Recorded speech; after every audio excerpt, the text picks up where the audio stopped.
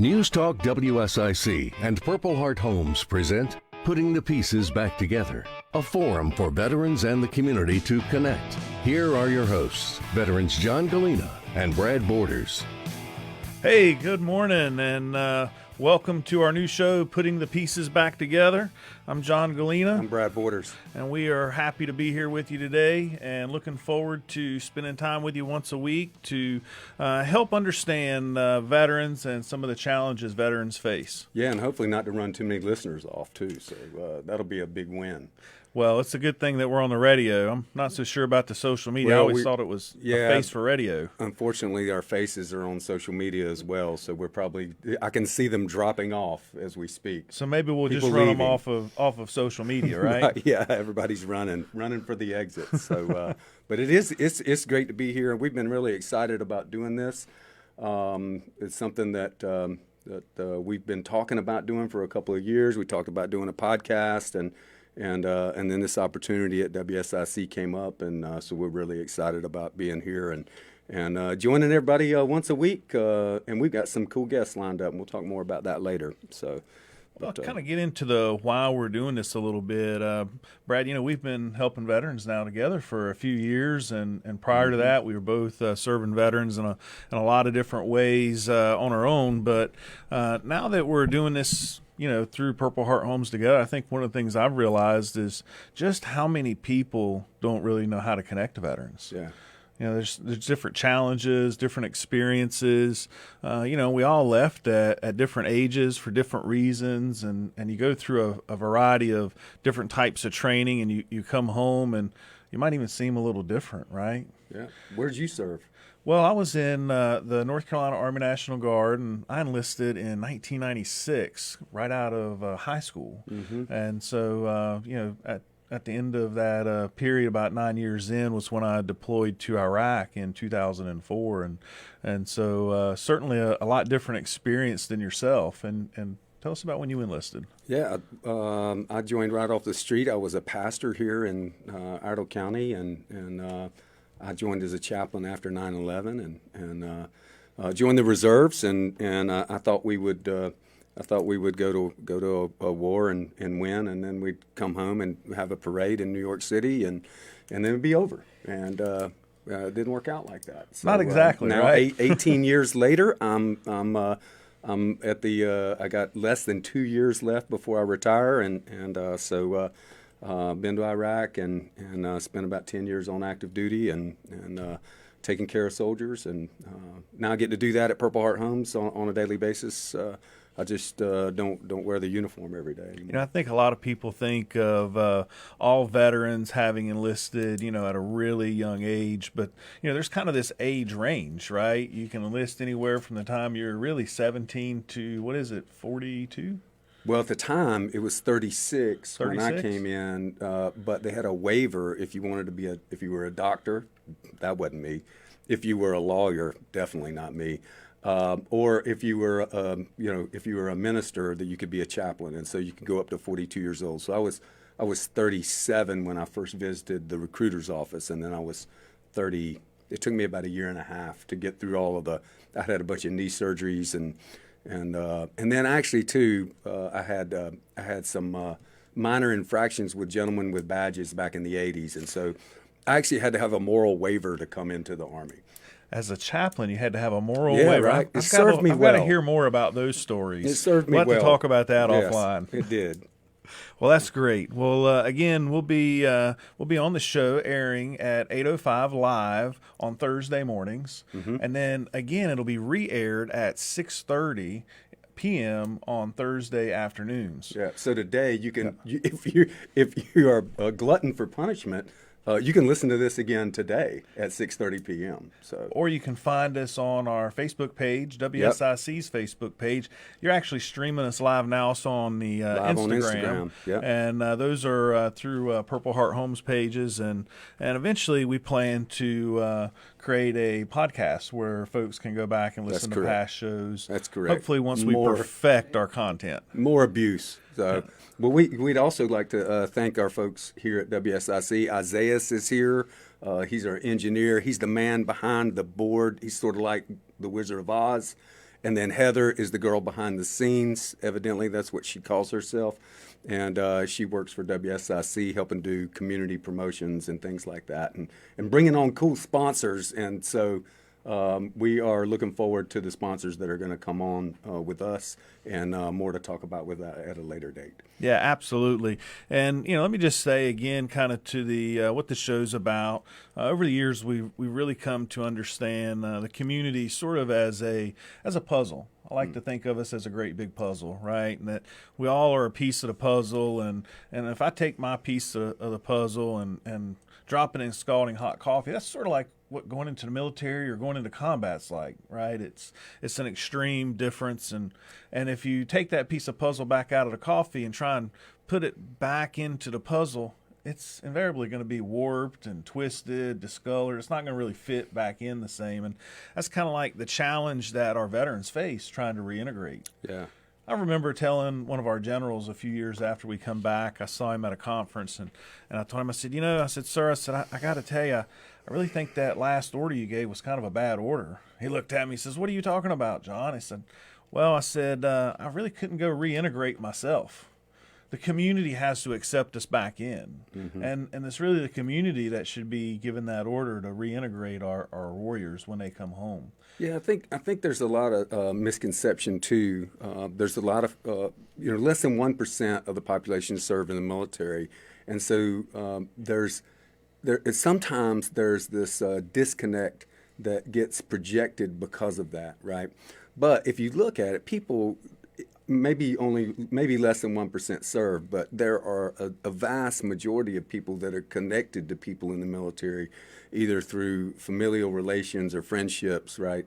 Maybe they had an uncle who served or a dad who served.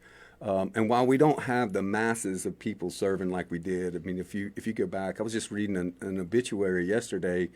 Almost everybody who has lived a very full, long life, and they're going on to be with the Lord at 85 years old. If you look back at their obituary, they all served, right?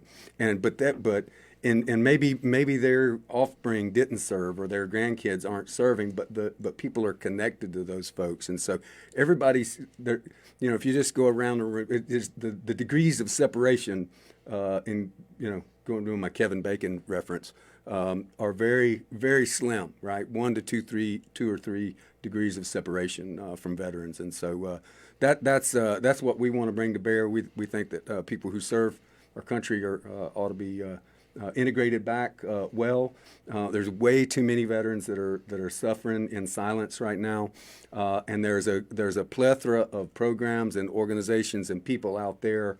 And veterans that are doing great things on this side of service, and that's who we want to highlight in the show. And so that's going to be great as we move forward with this. And the overall veteran population throughout the nation is really decreasing. Right now, there's around 18 million veterans in America, representing about 7% or so of the population. Yeah.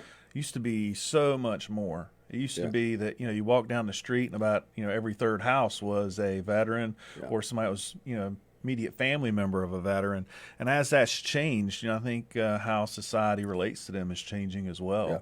And part of the show's purpose is that we can help civilians and veterans alike know how to be able to relate to one another, that they can feel comfortable.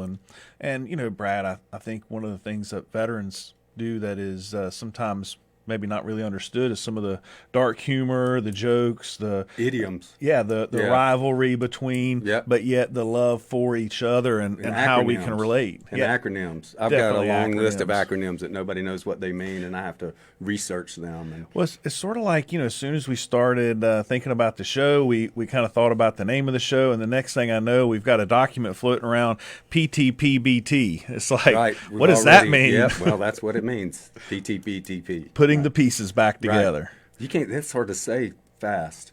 It is kind of hard to say fast, right? The Army's got the cool acronyms, right? Like FAST-V, right? Right. And so many different Humvee.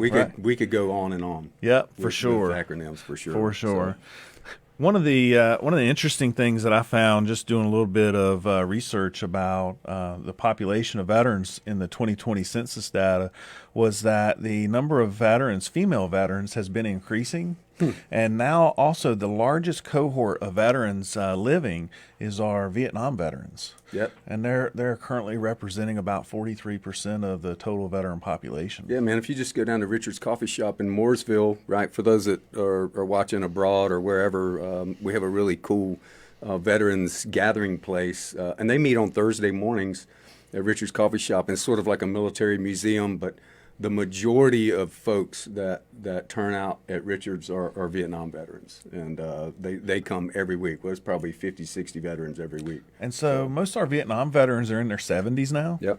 And with that kind of puts the median age of our veteran population around 65. With most of our Iraq, Afghanistan, war on terror veterans being somewhere, 35 to 45. Or 55 or 56. I wasn't going to call you old. Okay, all right. Yeah. Oh, that's not really old, right? Not yet. Not yet. Not by today's standards, by no means. I think one of the hardest things about this show is coming in behind Melissa Nieder.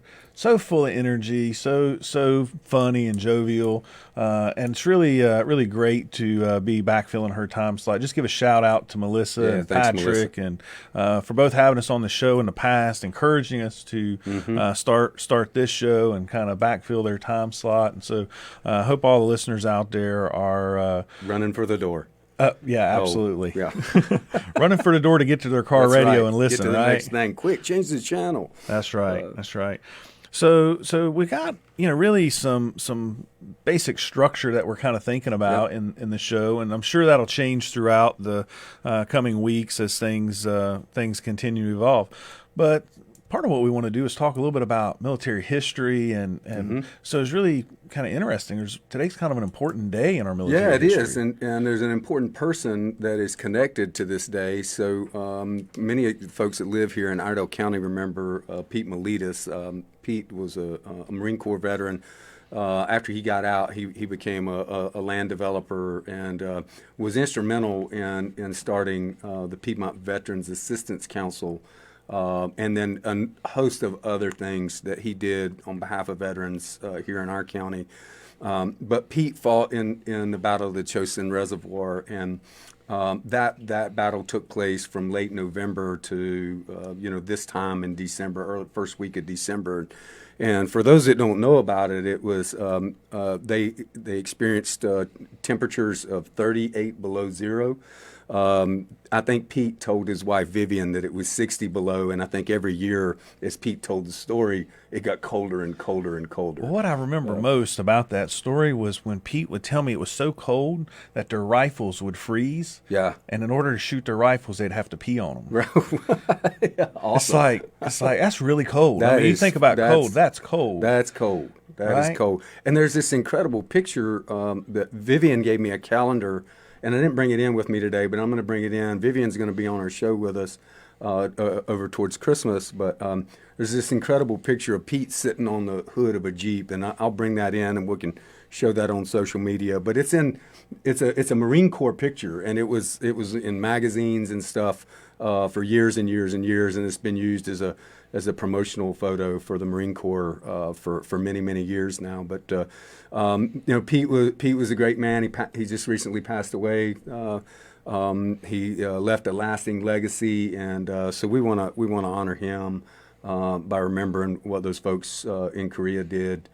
They were vastly outnumbered, 150,000, 200,000 against Chinese, like 10,000 Marines or something, and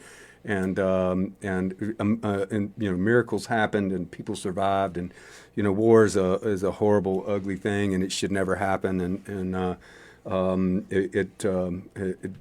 it doesn't do any good for the world mostly, but there is some good that comes out of it, right? I mean, you got phenomenal Americans that come out like Pete Miletus and do great things, and Vivian continues to carry on that legacy with the Marine Corps and running the Toys for Tots toy drive, which is going on right now. We encourage you to find an outlet and support that effort. And in addition, we've even got a really cool project partnering with PVAC and Fifth Street Ministries going on now, right? Yeah, so we've got 2 tiny houses that are going to be, we're donating those through some generous partners of ours to help fund these 2 tiny homes. They're 320 square feet. They're going to be going to a piece of property out back of 5th Street Ministries, and they're going to use that as part of their Veterans Transition Program.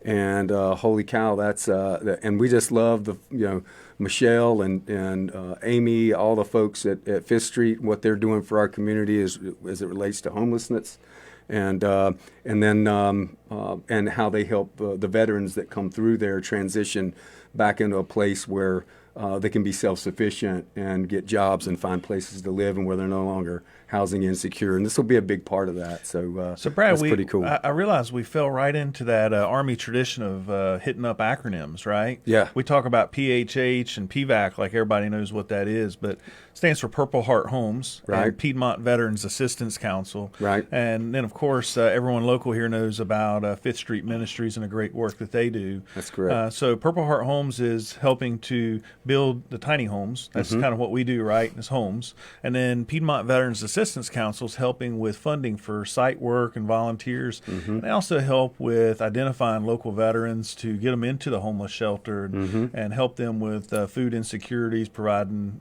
food and other wraparound services, helping them get to the VA with transportation and things of that nature. Yeah, it's a really cool collaborative project, and we love to work together with other folks because we know one organization can do it all on their own.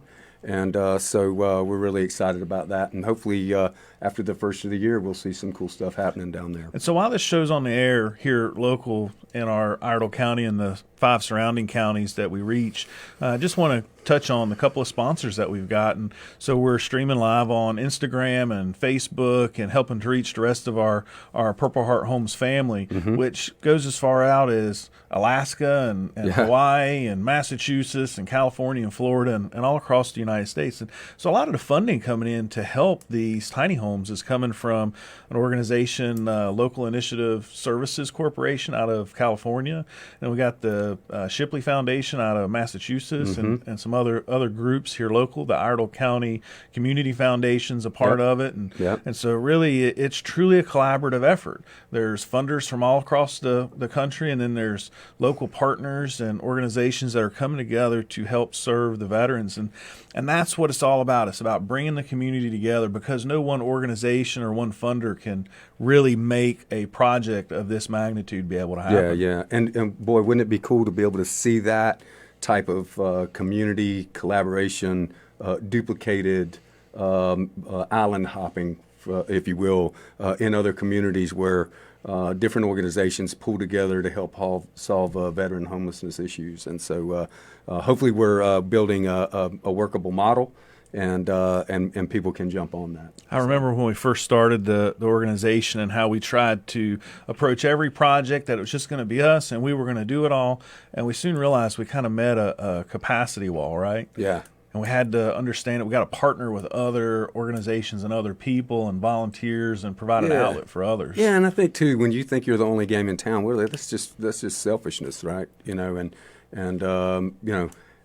is more blessed to give than to receive, and it's more blessed to work together with others in unison to achieve a common goal. And so we love working together with other folks. So our show is starting off as just a 30-minute show. Yeah. We're coming up on the end of the show here in a few minutes, and I just want to be conscious of our time. We've got a few other announcements.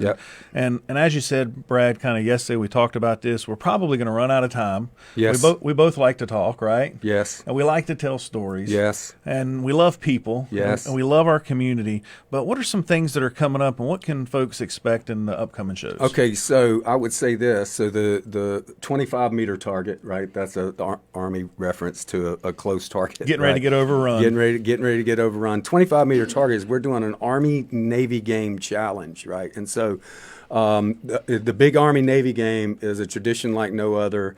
They like to call it's the one game where every participant is willing to lay down their lives for everybody else in the country. It's going to happen on December the 11th. Are you saying the Navy lays down on the job? I did just say that, right? Because I'm an Army guy, right? And so there's also in the Army-Navy game, there is this inherent conflict between the services, this branch competitiveness. So what we're doing starting on Saturday, and there'll be more information coming out on our social medias, there's going to be an Army-Navy fitness challenge, right? And so what'll happen is that as we push this information out, you'll be able to sign up to participate in whatever fitness activity you like, as long as you can record it on one of the platforms like Strava or Garmin or Map My Run or one of these things. You can run, ride, you can row, you can walk, you can hike, you can do a weightlifting workout. But you just choose one team. You get to choose Army and you get to choose Navy. And so what's going to happen is there's going to be this accumulated time that is going to be generated for each team, right? And along the week, we'll see Army's winning, Navy's winning. And then the challenge is going to end at 2 p.m. on Saturday, December the 11th. And as soon as it ends, we'll announce on social media live whether Army beat Navy or whether Navy beat Army. Go right? Army. Just before the kickoff. And so that's going to be cool. There's a small entry fee to jump into the challenge, and all of those proceeds are going to pay it forward to veterans through Purple Heart Homes. We'll be able to help veterans that money. It's a very small entry fee, but it's something that's kind of cool that we can do this week to get everybody prepped and fired up for the Army-Navy game. We'll do a live announcement from an undisclosed location between 2 and 3 on December 11th. That'll come out later. And we're going to have a veterans viewing party of the game at an undisclosed location because I've still got to finalize. And so if people want to know more and learn more about this event, they can check out our social media pages and check out our website and contact us to be able to learn more. And that's www.phhusa.org. Or again, check out the social media and just do a search. On all the interwebs. Purple Heart Homes. So, and the other thing that we're going to do each week is we're going to do mail calls. So in the Army, if you're deployed, mail calls a big deal.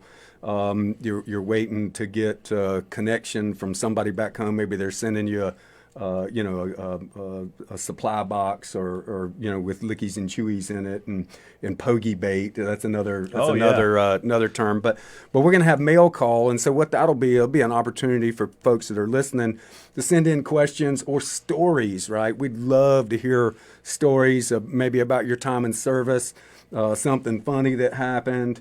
There's all kinds of the possibilities are endless with that, and so each week we'll be pulling out some comments. Maybe you're going to comment on Instagram or on Facebook, or maybe you just send in a message through our website about the radio show. And here I would like to talk about that. But also too, there'd be sort of what we would call a 9-line. If anybody's in need, right? If there's a need out there and someone has a need or they know of a veteran in need, send that in to us as well, and perhaps we can find a solution. So a 9-line's kind of like that call to 911, right? It's the 9 points of information that are needed when you call in for a medevac. That's correct. It's kind of who you are, what the injury is, where you are, where you need to go, what's the level of trauma. And so if there is some need out there, please don't hesitate to reach out. Might not be that it's even in need of housing. Maybe it's in need of some other services. We got a lot of community partners we'd love to be able to help connect you with, and just ensure that everybody is getting the support that they need. And I just I can't help but think too. We talked a little bit about some of the jokes, and we've kind of had this thing going on at work at the office where we're telling some bad dad jokes. Terrible jokes, right? You're bad. Mine are bad. Yours are awful. Now wait a minute. I know Go this. ahead and I tell know it. this one great You got joke. 30 seconds. It's based on the National Guard and the Reserves, but it only works 1 week in a month. Yeah, and the collective exit of all of the people listening right there. That was awesome. Hey, so we just got a couple seconds left. Let's promo the next show. Next week, we've got an awesome guest coming in. Kevin Ice, Corporal Kevin Ice from the Statesville Police Department, also a 2-time Afghanistan Marine Corps veteran. Hoorah! And very dear friend of ours, and just a super awesome guy. And so we're really thankful for him. John, it was great being with you this first week. You too, Brad. Check us out next week at 8:05 on Thursday. Awesome.